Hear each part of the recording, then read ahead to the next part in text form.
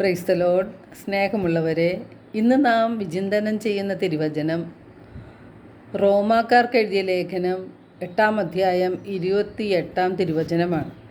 ദൈവത്തെ സ്നേഹിക്കുന്നവർക്ക് അവിടുന്ന് സകലവും നന്മയ്ക്കായി പരിണമിപ്പിക്കുന്നുവെന്ന് നമുക്കറിയാമല്ലോ.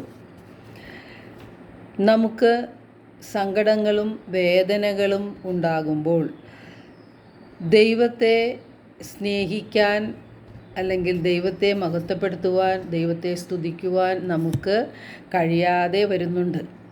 നമ്മിൽ പലരും പരാതിപ്പെടുന്നൊരു കാര്യമാണ് പ്രാർത്ഥിക്കുമ്പോൾ സഹനങ്ങൾ കൂടി വരുന്നു എന്ന്. ഈശോയോട് അടുക്കുമ്പോൾ സഹനങ്ങളും വേദനകളും ഉണ്ടാകും എന്നുള്ളത് തീർച്ചയാണ്. യേശുവിൻ്റെ സഹനത്തിൽ നമ്മെയും പങ്കുകാരാക്കി നമ്മെ യേശുവിൻ്റെ സ്വന്തമാക്കുകയാണ് യേശുവിൻ്റെ ലക്ഷ്യം.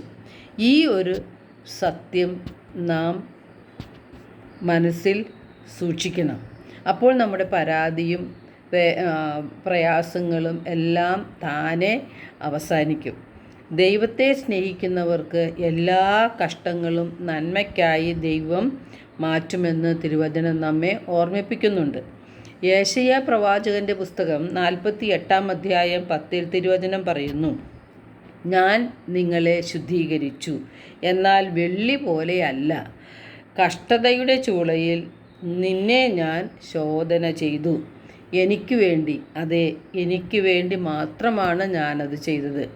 അപ്പോൾ ദൈവം നമ്മെ ശുദ്ധീകരിച്ച് ദൈവത്തിൻ്റെ സ്വന്തമാക്കി മാറ്റി സ്വർഗരാജ്യത്തിൽ ദൈവത്തോടൊപ്പം ഇരുത്തുന്നതിന് വേണ്ടി ചില അവസരങ്ങളിൽ സഹനങ്ങൾ ദൈവം നമുക്ക് അനുവദിക്കും. ഈ ബോധ്യത്തിൽ സഹനങ്ങളെ ഏറ്റെടുക്കുകയാണ് നാം ചെയ്യേണ്ടത്.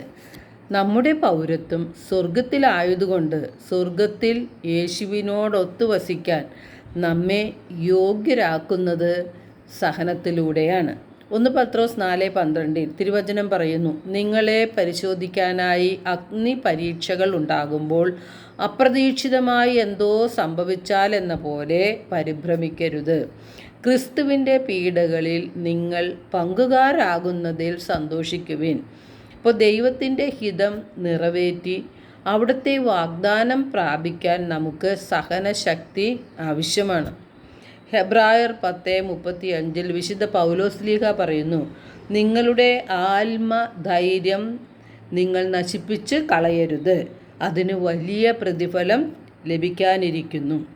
അപ്പോൾ നമുക്ക് ലഭിക്കാനിരിക്കുന്ന മഹത്വത്തോട് തുലനം ചെയ്യുമ്പോൾ ഇന്നത്തെ കഷ്ടതകളും വേദനകളും പ്രതിസന്ധി ഘട്ടങ്ങളും നിസ്സാരമാണ്.